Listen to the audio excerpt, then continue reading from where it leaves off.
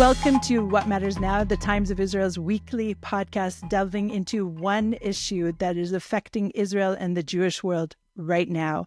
I'm your host, Deputy Editor Amanda Borschel-Dan, here with our senior analyst, Haviv Rettig Gur. Hi, Haviv. Good to see you. Amanda. Glad you're back in the country. It's good to be here. I'm gone next week, but I'm just checking in that everything's still around. Yofi, good to know at least. So we are recording on Wednesday, which is just after President Donald Trump addressed Congress in an hour and 40-minute speech. So Haviv, I have to admit, I didn't watch it. Did you? I refuse to answer that question on the grounds that, look, it was very long and we're all reading briefings about it, but I will eventually have to go back and watch it because there are nuances, there's choices of language, but at the moment, in the immediate aftermath of it, I have not yet caught up. It's been a busy day. There's this amazing thing now with technology that you can listen to things at double speed. So I recommend that for this particular speech. And, we are busy people. But I have to say that one thing that jumped out at me was Trump's really confident statement that he was bringing the hostages home. And we heard today, just this evening, that the Trump administration has been holding secret, direct talks with Hamas aimed at securing the release of American hostages and bringing about a permanent end to the war in Gaza.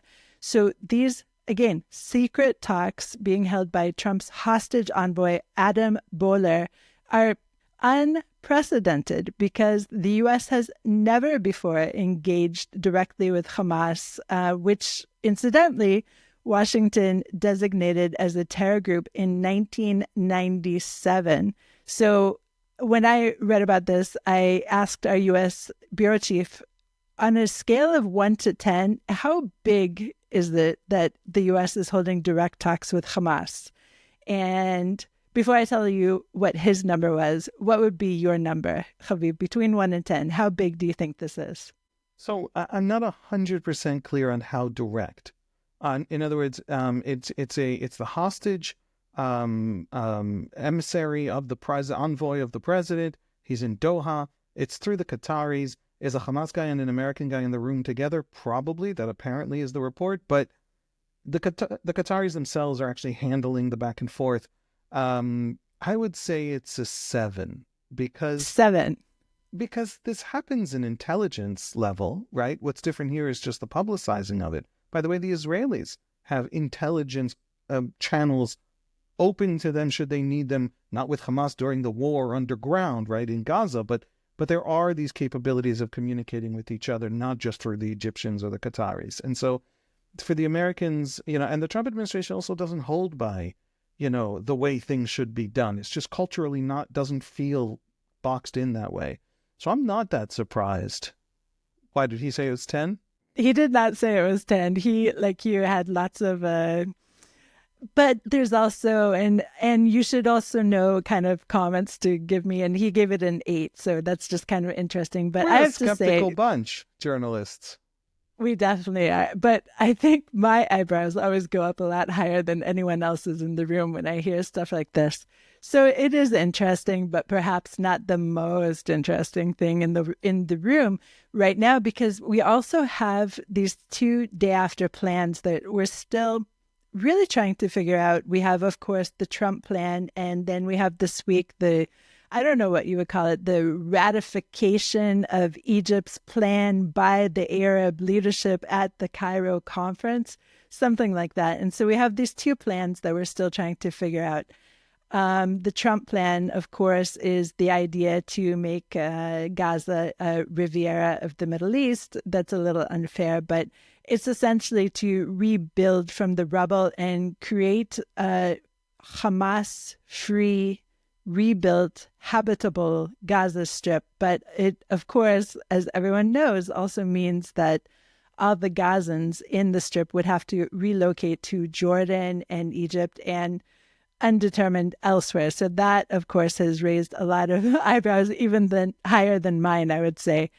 Israel, to remind our listeners, has embraced the Trump plan, but it says that while Israel is committed to it, it needs to have these working groups that are actually apparently beginning to work on a plan that could somehow make this Trump proposal viable. So, Haviv, do you have any comments before we move on to the Egypt plan about the Trump plan? Yeah, I mean, I'm one of those who still doesn't entirely understand what it means. All the Gazans leave by force, willingly. The difference between by force and willingly is all the difference in the world. That's not minor. It's not small. Permanently, temporarily. President Trump has been asked, and he has said, no, yeah, they're going to be, forced to leave, right? But again, how? Who is actually going to force 2 million people to leave? Morally, those are very two different, radically different things. So I don't entirely understand the plan. Also, who lives there if not them? Is it now Israeli? What does it mean that Trump thinks it's going to be American? I mean, America has these odd territories scattered around the world, but they're usually islands. They're usually not, it's almost like Gibraltar kind of situation. It's a very strange, unclear plan. And the way we've all interpreted it was that it was an attempt, the Israelis had come to the Trump administration and said to the Trump administration, a deep and old frustration of the Israelis, which is that the Arabs always seem to get a reset button from the international community. They always get to say, we're going to fight a war, and then the international community is going to prevent Israel from actually inflicting on us permanent damage. And therefore, it's always worth fighting a war because you could win something and you can never lose anything too much. And you can always rebuild, and the civilian suffering doesn't matter to a regime like Hamas along the way.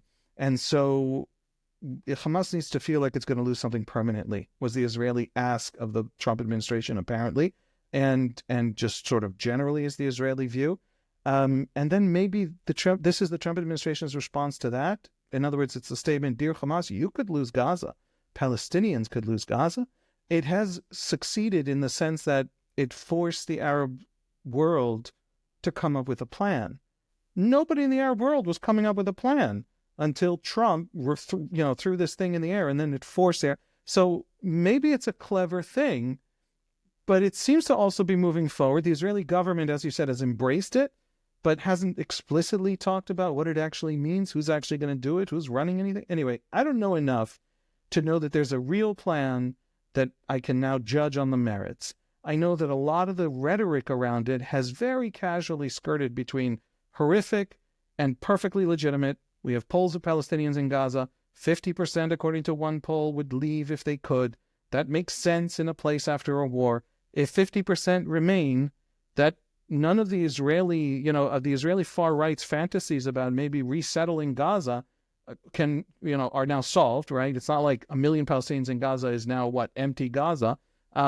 So I don't understand the politics around it. I do want Palestinians who want to leave to be able to. I don't think it's possible or legitimate to push Palestinians who don't want to leave out.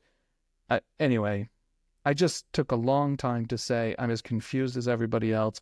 And maybe that's the story of the Trump administration. It's a little bit winging it, although it has managed to force the Arabs to come to the table. Okay, so let's talk about the Arab plan. And they published it, and it's over 100 pages long, and they called it Early Recovery, Reconstruction, Development of Gaza.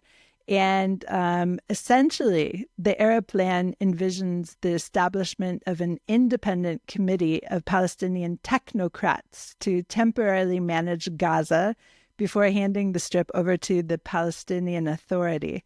It stresses that Palestinians will be able to remain in Gaza and rejects Trump's proposal to relocate the Strip's residents.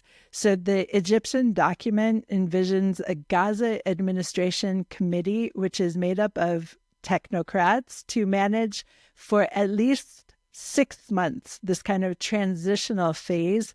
And it also urges elections in all Palestinian areas within a year if conditions support a move. Let's just remind our listeners that the last elections in the Palestinian Authority were in 2005. So one of the big 2006? Okay, I sit corrected. But Haviv, obviously, one of the major things that the plan doesn't actually tackle is the issue of Hamas and how the terror group will be disarming.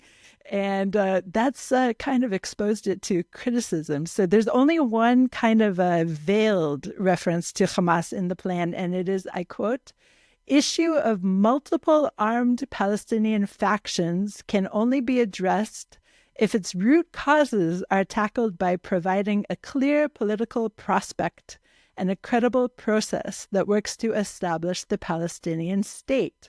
Yes, what do you make of that, Haviv?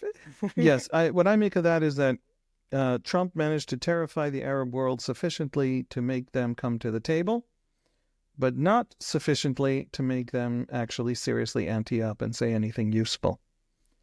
The idea that there's $20 billion to dump in Gaza to rebuild it, well, obviously, these are some of the economies involved are vast extraction economies. They got a lot of oil. They got a lot of money. The money for rebuilding Gaza isn't the problem. If Hamas is in charge, you cannot rebuild Gaza. A, because Hamas would funnel massive amounts of concrete and money to the next war. It has said so repeatedly from the top leadership, as often as people will let them. You let a Hamas guy near a microphone, he's going to say it again. So, and by the way, he wants to still destroy Israel, just for the record. Shocking, right? So Israel no longer wants to live next to a threat like that because it no longer trusts its own judgment about whether the enemy is deterred. And so threats can't be tolerated anymore on our borders because of the scale of the failure of October 7. And that is a really terrible thing for Gaza because it means that Hamas actually has to be extracted.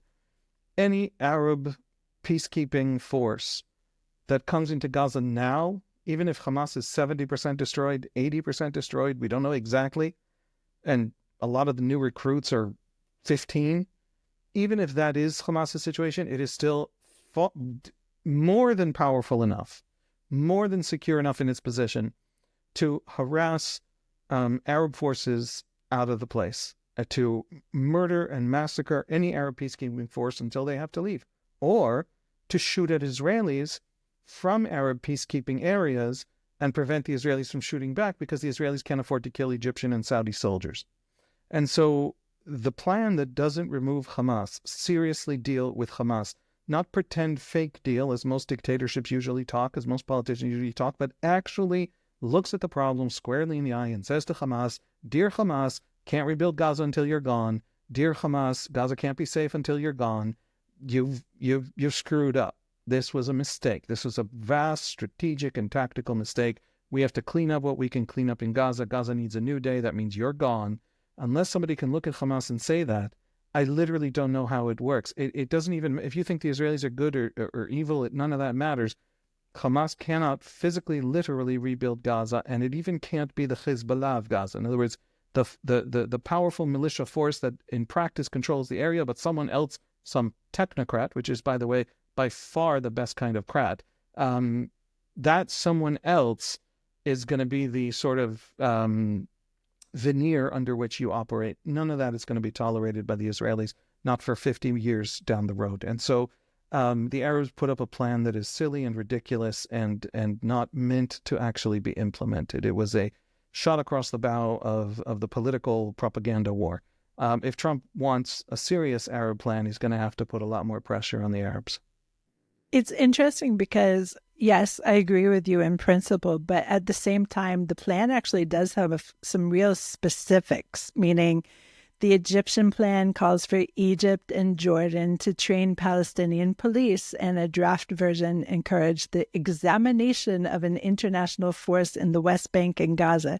They have actually spelled out some possibilities here, but what's even more interesting to me, actually, is that the plan apparently takes its inspiration from the reconstruction of Hiroshima and Berlin, which were, of course, cities devastated by Allied attacks in World War II, and are now obviously thriving modern cities.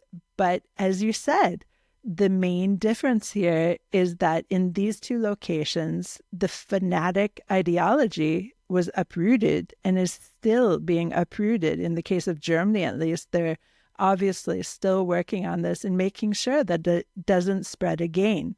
So is there even a possibility of doing something like that in this type of framework when the Gazans essentially are still in charge of the Gazans?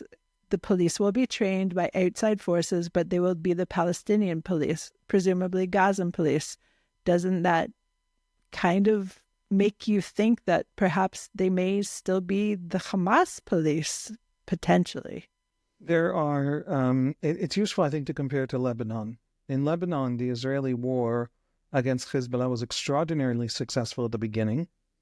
Extremely successful in part because of Israeli decisions, that astonishing intelligence success of the pagers and the walkie-talkies, and also extraordinarily successful because of a series of disastrous strategic mistakes that Nasrallah himself took.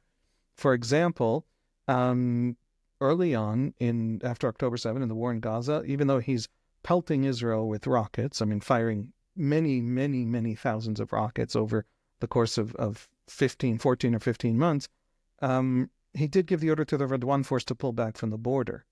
And so when the Israeli army comes in to the south, it does a sweep of villages and doesn't meet the most entrenched forces because Nasrallah didn't want them destroyed. Well, the leadership was destroyed anyway. There were many running gun battles. There's huge airstrikes, a lot of Hezbollah's infrastructure, financial infrastructure. Iran's ability to deploy it to Syria, to Yemen, to other places is now shattered. It'll take years to rebuild. It was an extraordinary success. And then Israel immediately grabbed the ceasefire that was available, pulled out. It was a ceasefire that allows it to continue hitting Hezbollah if it violates the ceasefire, meaning arms itself, which it has done many times. So Israel continues airstrikes, but that's a very convenient ceasefire for Israel. But the war stopped. And why did the war stop? Because there's all the rest of Lebanon that doesn't want to be ruled by Iran, doesn't want to be ruled by Hezbollah. So the question you just asked, and the Arab world is asking, and nobody knows the answer to, and nobody's willing to seriously confront, is who is all the rest of Gaza? Who is the non-Hamas Gaza? There are many Gazans who hate Hamas, but none of them have any kind of political organization whatsoever. So who do you even talk to? The Israeli army had these experiments over the last 17 months where it tried to work with just criminal organizations, smugglers, that type of thing, clans and families that were essentially criminal organizations. Hamas massacred them just for aid distribution, and Hamas massacred them. So it's not at all clear what kind of future you can have, how you uproot Hamas from Gaza. I'll just say that it is possible to degrade Hamas much further, but it'll take occupation. It'll take total military control, a essentially degradation war, which is basically kind of military whack-a-mole for a year, 2 years, 3 years. It'll be the kind of war that the Americans fought in Iraq with the Iraqis and the Kurds. It'll be the kind of war that they fought in Iraq in 2016. They fought for 5 years. It is doable, but it's a resumption of the war. It's a bad kind of war. We'll lose soldiers. It's a whole different direction. Maybe we're headed that way. The Israeli government is talking as if it's willing to do things like that. Nobody knows how to do this. What's really interesting to me, maybe because I'm ignorant, but the United Arab Emirates sees Hamas and other Islamists as an existential threat. And the UAE wants an immediate and complete disarmament of the terror group. But other Arab countries are talking about some kind of gradual approach.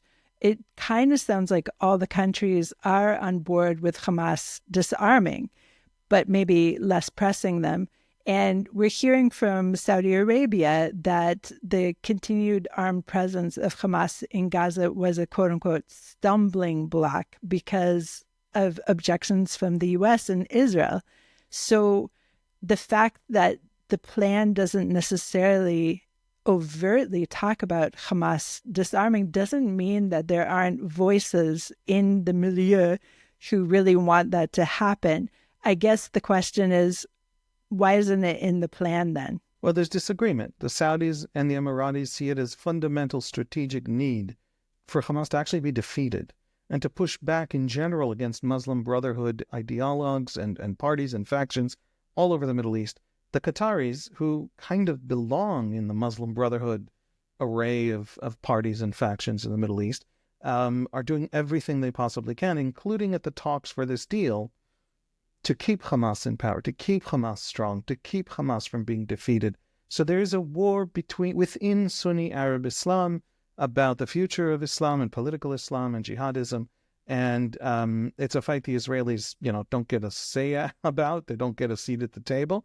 But they do get a say in the sense that the Israelis can put a red line around Hamas. Hamas's destruction is the dissolution, removal from Gaza, is the necessary precondition for Gaza ever being rebuilt. This is, I'm going to maybe say something a little controversial. This is what Israeli victory is. This is what Israeli victory looks like. There is no future for Gaza unless Hamas is removed. The Israelis have managed to build this war into that simple fact. And in the kind of war Hamas created and imposed on the Israelis, building a tunnel network 500 kilometers long in a 25-kilometer territory, right? In terms of the history of war, nothing even remotely like it has ever been done. Hamas built a battlefield in which the civilians are the fundamental strategy, civilian death and destruction. The Israelis have no way to get to Hamas other than that. They didn't do enough destruction and therefore didn't get to a lot of Hamas. I know that sounds weird to say because there's a tremendous amount of destruction and real suffering and real human cost. But Hamas set the cost for its own actual physical military destruction much higher in terms of civilian suffering, and the Israelis didn't actually do that. And so in this kind of war, the best victory available, if you're not going to actually fight to the bitter end, is the fact that as long as Hamas is there, Gaza can't be rebuilt. So Israel has Hamas trapped, and the Arabs are torn between themselves about what to do about it.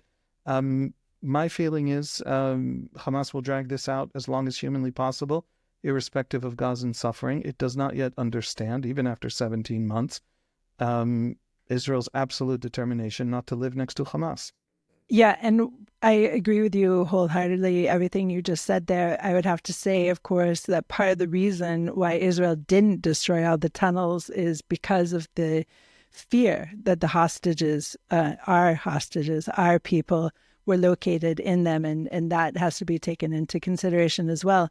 But what's interesting now is I think Hamas has so expertly spun this really brilliantly again, because now Israel is kind of the bad guy for rejecting the Egyptian plan, which was adopted by the Arab leaders. And Egypt's foreign minister is blasting Israel's rejection as, quote, unacceptable, describing Israeli position as stubborn and extremist, and saying there will be no peace neither to Israel or to the region without establishing an independent Palestinian state in accordance with United Nations resolutions. And again, here we are at the bad end of the public relations stick. And what is Israel to do? As you said, Israel has a red line. Another red line, I think, at least for most of the Israeli public, is there cannot be a Palestinian state at this point. And the very fact that this plan seems to be contingent upon it is also, it just seems to me that it's living in some kind of dream world. So I think I'm reflecting the majority view among Israelis, more than the majority, the mainstream view among Israelis across a very wide swath of politics. I don't care about the global debate. Really, truly, I don't care. The world has focused an attention on Gaza that it didn't focus on any other conflict with an order of magnitude more suffering in this immediate moment and within 1,000 miles of us. I share with most Israelis the view that a lot of this is politics and not actually humanitarian feeling. Now, decent, good people watching images of dead children on their phones are having real, authentic, honest responses. But they're the only dead children they ever get to see on their phones, because this is all very deeply manipulated by algorithms and the people who own TikTok and all of that stuff. And so Israelis genuinely don't believe that the world's outrage is authentic. I mean, so much of it is led by Muslim diasporas, wherein so many of these protests you have in Europe especially, a lot of Muslim discourse about Jews comes out, and a lot of anti-Semitism comes out, and it's led by radical left ideologues who are anti-Zionist. In other words, the last living Jew in the Eastern Hemisphere should not exist. Israelis don't care about these people or these ideas, and certainly Israelis don't care about what the Egyptian foreign minister says. Egypt is essentially a failed state that is in free fall right now economically. It's radicalizing religiously, and it's led by a corrupt military dictatorship that is profoundly weak and driving the economy into the dust. It can barely feed its 120 million population, and it pretends to be ready to go to war with Israel just to show them that the regime itself is still strong. A country that is radicalizing to the point where 80% of Egyptian girls now undergo female genital mutilation is not a country that can come to Israel and pretend to be competent enough for the Israelis to take seriously their moral objections over Gaza. He ranted. And all of that is to say, it doesn't matter what the Egyptians rattle on about the PR war. They're not serious about getting rid of Hamas. Here's the thing. If Hamas were actually defeated now, if Hamas were actually destroyed now, we've talked a lot over the past 17 months, and one of the things we've talked about is my own complaint that Benjamin Netanyahu hasn't been aggressive enough in prosecuting the war against Hamas. If Hamas were defeated now, then it would matter that the Arabs come to the Israelis and say the Palestinians need a future, the Palestinians need a new day and a new dawn. But Hamas is still there, and if we pull out of the West Bank, any part of the West Bank, it'll be immediately filled by Hamas and nobody else, and nobody pretends otherwise. So what are we talking about? I disagree with you about that statement, because I think there are some who are pretending otherwise, and that includes Palestinian Authority President Mahmoud Abbas, who was at this Egyptian conference, and he welcomed the plan. We have to remind our listeners that he's 89 years old, and he's been in power for 20 years since the last election. And he said that he's ready to hold elections about this and have presidential and parliamentary elections if circumstances allow, asserting that the PA is the only legitimate governing and military force in the West Bank and Gaza.